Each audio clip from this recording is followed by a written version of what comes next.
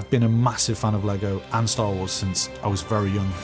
There's lightsabers, there's spaceships, there's weird aliens. It was just a privilege to be able to work on the game. It's just a franchise that spans all generations.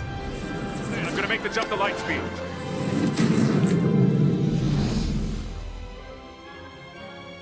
As soon as we started talking about doing a new Lego Star Wars game, the ambition swelled. Because as fans, we love all the movies, and to have the opportunity to tell the whole saga from episode 1 all the way through to episode 9, we knew we had to take it further than we'd ever been. We started off by having regular meetings with Lego and Lucasfilm, discussing just everything about the visual design of Star Wars, what makes a Star Wars game, how we might integrate Lego into this game. They gave us access to all of their libraries, which was the greatest thing to be able to dig into. The storytelling throughout Lego Star Wars is incredible and filled with jokes and funny moments, because in a Lego game, we have freedom. You can use the humour and we can spin it. So Han Solo is still being Han Solo, but he might have a banana instead of a blaster or something like that.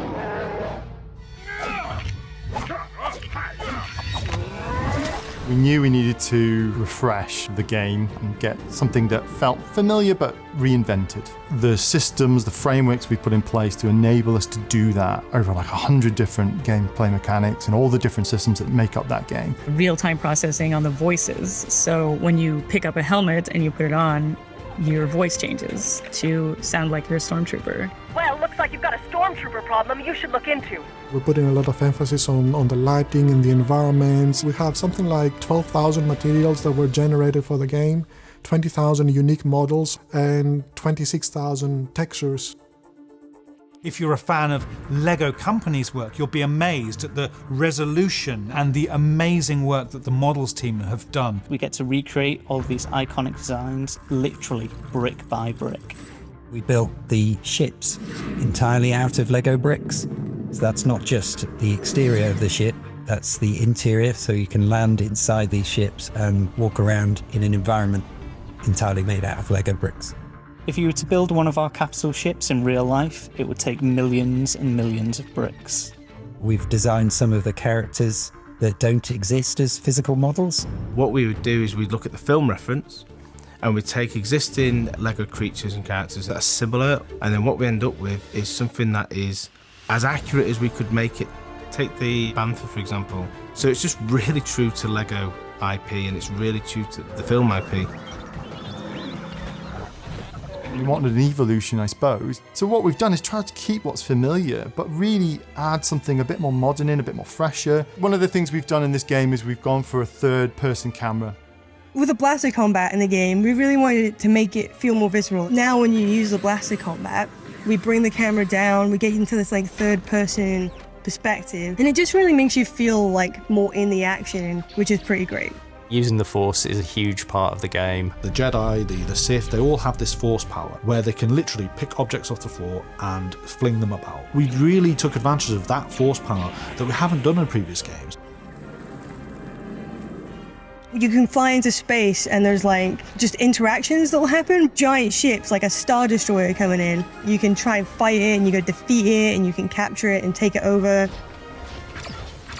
I think when we're making these games, we think about the fans a lot. So there's a few Easter eggs in this game, some stuff that we're really excited to get in. You can switch all the weapons so that it's mouth noises. So you'd be like, zhuang, zhuang, woo woo, pew pew. Pew, pew, pew, pew.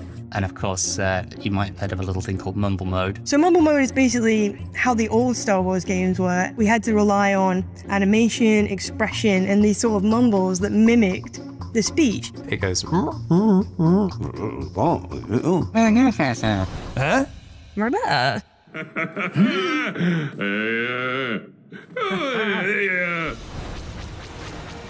Seeing your work put together on a scale like this really makes it feel like it's something special. This is the ultimate experience of going everywhere in the universe as whatever character you want and really being in Star Wars. and I can't wait for players to see the hard work. It's been a really ambitious project. What they've achieved, they should be rightfully proud of.